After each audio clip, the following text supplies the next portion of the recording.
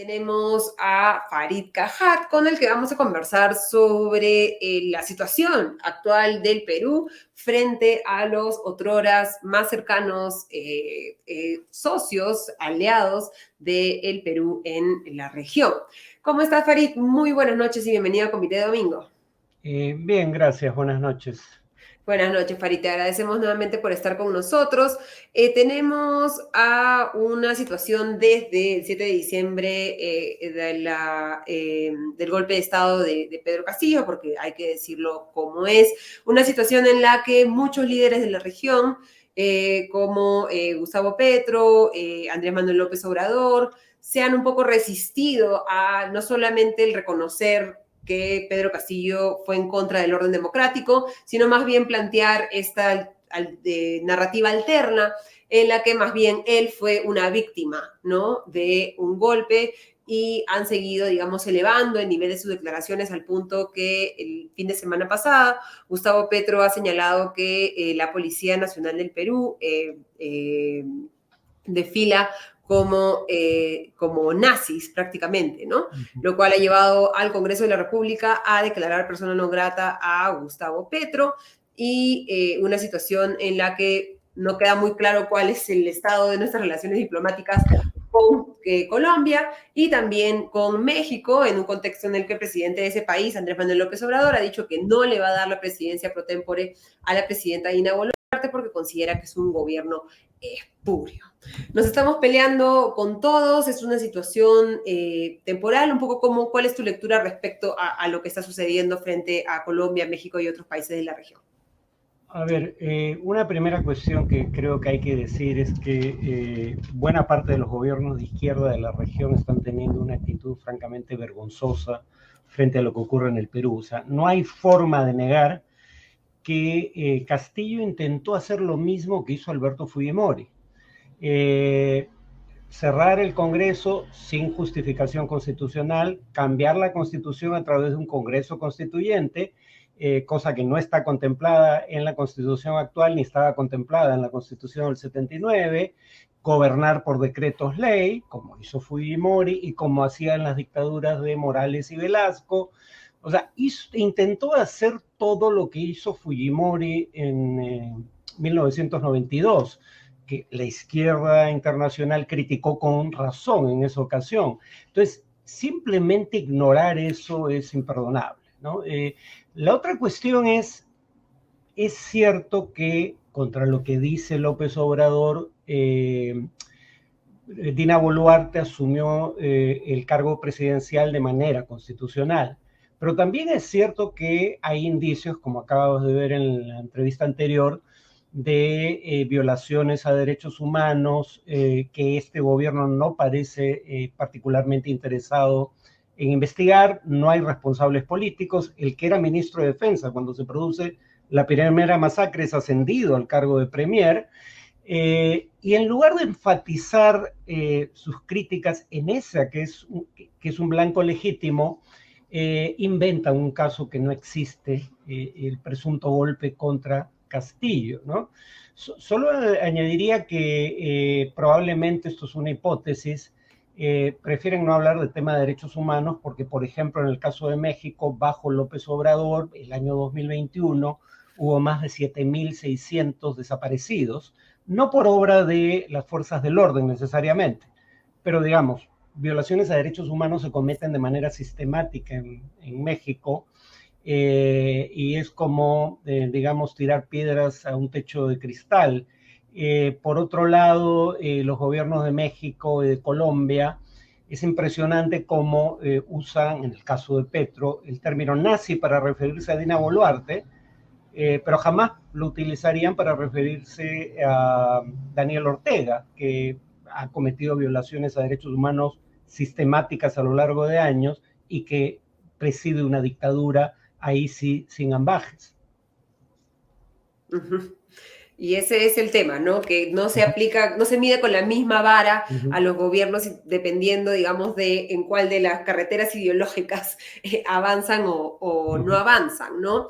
Digamos, un intento de Petro de concentrarse en el tema de los derechos humanos, ha sido esta declaración, ¿no? Que la cito textualmente, marchan como nazis contra su propio pueblo, rompiendo la Convención Americana de Derechos Humanos, cierro comillas, que como comentaba ha llevado al Congreso peruano a declarar persona non grata a Gustavo Petro y ha llevado también al tercer vicepresidente del Congreso, Alejandro Muñante de Renovación Popular, que digamos no, tampoco son muy reconocibles por sus vocaciones extremadamente democráticas en ese partido, ha solicitado al Ministerio de Relaciones Exteriores que evalúen el retiro del embajador peruano en Colombia, Félix de Negri Boza, ¿no? Tras estas declaraciones.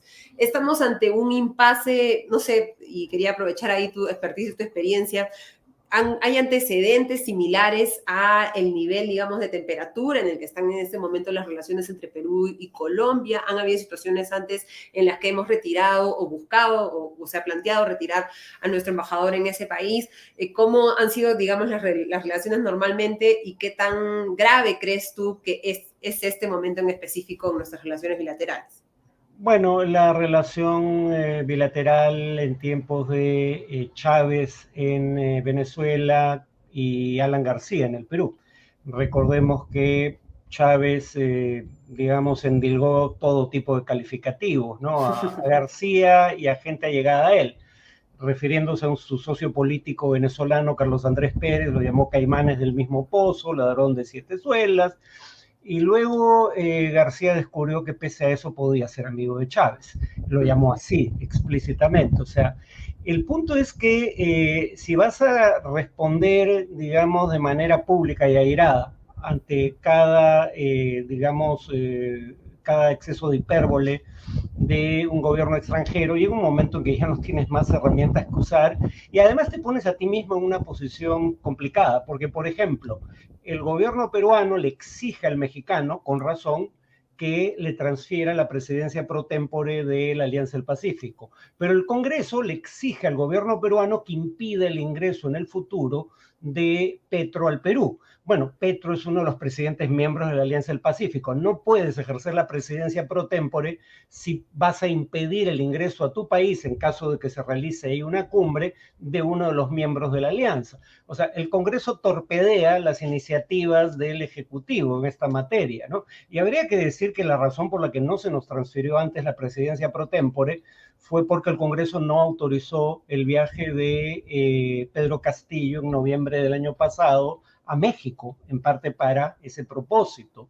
Entonces, hay que hilar más fino, pero claro, por suerte creo que el Ejecutivo no va a hacer caso al pedido del Congreso de impedir el acceso de Petro al Perú, y además habría que decir que la declaración de persona non grata por parte del Congreso es una maniobra política, pero no tiene consecuencia jurídica alguna. Solo para que tenga consecuencias jurídicas tendría que llamar así o calificar así al presidente colombiano o lo habitual al embajador en Perú, el Ejecutivo. El gobierno colombiano, a través de su Cancillería, ha emitido un comunicado que parece más bien un intento de calmar las aguas, sí, comprendiendo que su propio presidente cometió un exceso imperdonable, porque nuevamente, decir que se violó la Convención Americana de Derechos Humanos es un argumento plausible y es una obligación internacional que el Perú ha asumido voluntariamente. Pero llamar nazis a los policías peruanos, sobre todo cuando no usa en lo absoluto palabras similares para referirse al dictador nicaragüense, eso sí está totalmente fuera de lugar. Esperemos que tras este comunicado de la Cancillería colombiana, el tema se maneja a través de canales diplomáticos, alejados de los reflectores de televisión que inflaman pasiones. Y es interesante el concepto de reflectores, ¿no? Porque también vemos como estrategia, especialmente Andrés Manuel López Obrador, ahora lo estamos viendo en el caso de Gustavo Petro, y lo hemos visto también, hay que decirlo, en el caso de Dina Boluarte, cuando hablaba de las intervenciones en Bolivia y el envío supuesto de armas desde Bolivia al Perú para las manifestaciones, cosas que hasta el momento no han sido probadas. La estrategia de pelearse con alguien afuera, ¿no? Para que los reflectores se concentren en otro espacio y no necesariamente en los problemas internos. Yo honestamente creo que esa es la razón por la cual Dina Boluarte hizo un reclamo público a México. Sí, es cierto que el gobierno mexicano se negaba a transferir la presidencia pro tempore de la Alianza del Pacífico, pero el presidente López Obrador no había hecho una, digamos, declaración pública al respecto. La hace en respuesta al pedido de Dina Boluarte. Entonces yo honestamente creo, como hizo, recordemos, Alan García con Chávez. En el caso del enfrentamiento entre García y Chávez, se produce cuando García todavía era candidato y un poco quería traer a Chávez al debate interno del Perú, creyendo, en mi opinión con razón, que asociando a su rival electoral, Humala, con Chávez y, digamos, obligando a Chávez, bueno, obligando no, porque Chávez lo hacía de motu propio, pero iba a decir obligando a Chávez a irse de Boca, eso iba a generar una reacción adversa contra el candidato de Chávez en el Perú. Yo creo que García tuvo razón. Y recordemos que García cambió totalmente de actitud cuando fue elegido presidente, ¿no? O sea, utilizó la rivalidad con Chávez para fines políticos. Yo creo que Dina Boluarte está haciendo lo mismo. Habría que recordar que su nivel de aprobación, duplicando el del Congreso, sigue siendo inferior al 20%. Entonces, esto le puede dar algún oxígeno y además desviar la atención del tema de derechos humanos, que es donde debería estarse concentrando si de verdad, como dice ella, jamás dio la orden de utilizar armas de fuego. Obviamente alguien lo hizo, y la evidencia para mí es clara de que no se hizo de acuerdo a las reglas de enfrentamiento, que establecen, como se dijo en la entrevista anterior, que eso solo debería ocurrir cuando está en real e inminente riesgo la vida del policía o soldado o de alguien de su entorno. El premier Otálora ha dado una serie de entrevistas esta semana en la que hablaba de la necesidad un poco del Perú y era una de las justificaciones de sus reuniones con fuerzas políticas para hablarles les decía, el escenario internacional, ¿no? Porque existe la posibilidad de que Pedro Castillo acuda a instancias internacionales, ¿no? A la Corte Interamericana de los Derechos Humanos para, digamos, defenderse de las acusaciones y los procesos que está llevando a cabo la justicia en el Perú. ¿Cuál debería ser la estrategia del Estado peruano que tiene, de todas maneras, el interés de que la verdad, que es la verdad de la que hemos estado conversando, y que efectivamente se dio un golpe de Estado, que fue Pedro Castillo el que trató de romper el orden democrático, y que prime esa verdad y no estas versiones de Gustavo Petro, Andrés Manuel López Obrador, en el que más bien Pedro Castillo fue una especie de pobre víctima, ¿no? de un complot y no más bien el ejecutor, o al menos el que intentó ejecutar un golpe de Estado. Bueno, adelanto algo que voy a hacer en mi siguiente podcast, el del martes. Solo basta con leer un minuto del discurso de Pedro Castillo el día 7 de diciembre, ¿no? Donde hizo todo lo que dije y además pretendió, como también eso Fujimori, intervenir los otros poderes del Estado al margen de la Constitución. O sea, no hay margen de error una vez que uno escucha eso. Y además habría que recordar, y creo que el gobierno nuevamente está tratando de atizar el fantasma de amenazas externas para tratar de cohesionar el frente interno, habría que decir que la Corte Interamericana de Derechos Humanos no tiene injerencia inmediata en estos casos. Solo tiene capacidad de intervenir si a criterio de la Corte y ante presentación de demanda o recurso, la Corte, digamos, cree uno que no se ha llevado a cabo un juicio según las normas de debido proceso o se ha dilatado en demasía y sin justificación plausible el llegar a un veredicto. Solo ahí interviene la Corte Interamericana, no, en principio no interviene de oficio. Entonces, eso es algo que, digamos, ocurrirá si algún día ocurre, cuando el proceso legal peruano haya seguido su curso. No es algo inminente, o en su defecto a pedido, por ejemplo, de la Comisión Interamericana de Derechos Humanos, pero la Comisión Interamericana, que ha evacuado informes sobre la situación de Perú, es clara al decir en uno de esos informes que la transferencia del mando fue constitucional. Ante el golpe de Estado perpetrado por Pedro Castillo, era lo que correspondía, sin necesidad de ser vacado por el Congreso, dicho sea de paso, ¿no? pero, pero digamos, el problema para mí no viene ahí, el problema viene con la conducta posterior de este gobierno y con el hecho, por ejemplo, de que altos miembros de las Fuerzas Armadas den discursos políticos, cosa que viola flagrantemente la Constitución y que nadie les llame la atención cuando lo hacen y lo han hecho de manera reiterada. Uh-huh. Y ese es el problema, ¿no? Y yo quería preguntarte, porque hablamos de Alianza del Pacífico, ¿no? Esta semana Andrés Manuel López Obrador ha dicho que van a ir al Grupo de Río y que dejar que el Grupo de Río sea el que reciba, el que decida. ¿Hay alguna relación entre el Grupo de Río y la Alianza del Pacífico más allá de que coinciden algunos de los países miembros? Eso no tiene ningún sentido. A ver, el Grupo de Río es un grupo que se formó en la década del 90 del siglo pasado, cuando Estados Unidos promovía las guerras en Centroamérica y algunos países latinoamericanos. Primero el Grupo de Contadora, un grupo de 4 países caribeños, y luego el Grupo de Apoyo a Contadora, donde estaba el Perú, 4 miembros también, digamos, tratan de interceder para buscar una solución negociada a conflictos armados como el de El Salvador. Luego ese grupo se convierte en un grupo de coordinación y consulta política conocido como Grupo de Río. Yo tenía entendido que el Grupo de Río había cedido sus funciones en lo esencial a la CELAC, que era mucho más amplia que el Grupo de Río. Pero en todo caso, ¿qué tiene que ver el Grupo de Río con la Alianza del Pacífico? Nada. O sea, porque lo que está diciendo López Obrador es que 5 países del Grupo de Río que no son miembros de la Alianza del Pacífico, 3 sí lo son, 5 países del Grupo de Río que no son miembros de la Alianza del Pacífico van a determinar cuál es el curso de un proceso de integración del cual no son parte. Y un país que es miembro de la Alianza del Pacífico, pero no del Grupo del Río, no va a tener palabra o no va a tener voto en la materia, que es Chile. Dicho sea de paso, las decisiones en el Grupo de Río se tomaban por consenso, entonces eso quiere decir que México tendría poder de veto.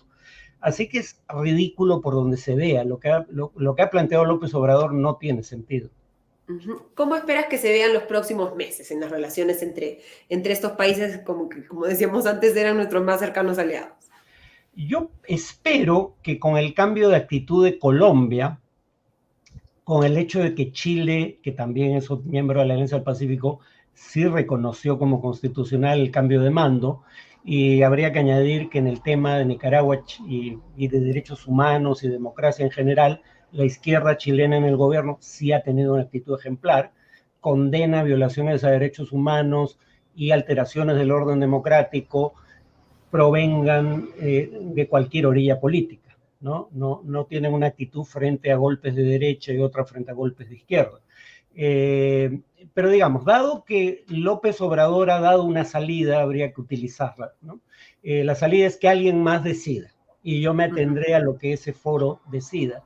Bueno, esperemos que el foro de que se trate sea la propia Alianza del Pacífico, el Grupo de Río, o cualquier otro que se le pueda ocurrir en el futuro previsible a López Obrador, trate de calmar las aguas y López Obrador diga, bueno, yo no es lo que hubiera querido hacer, pero me comprometí a aceptar lo que este foro dijera, ¿no? Espero que por ahí venga la salida.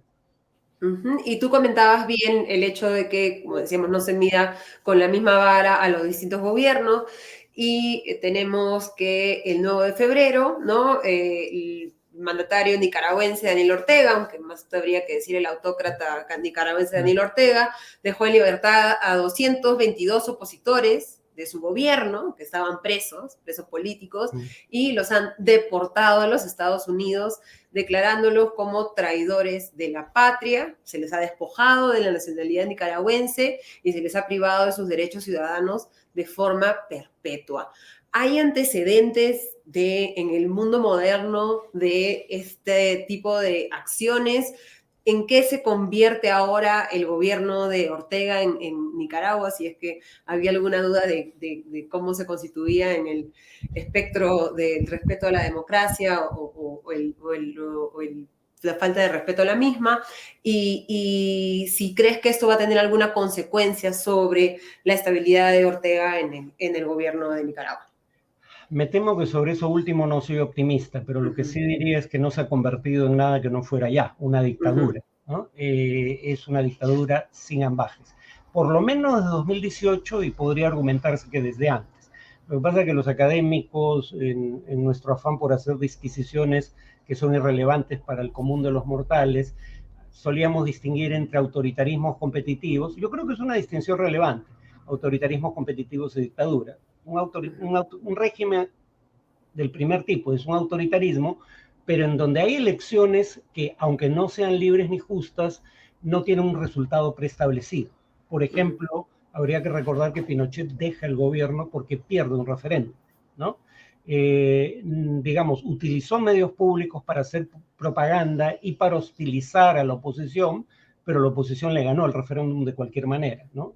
En Nicaragua ya no existe margen para oponerse dentro de los canales de la legalidad a Ortega.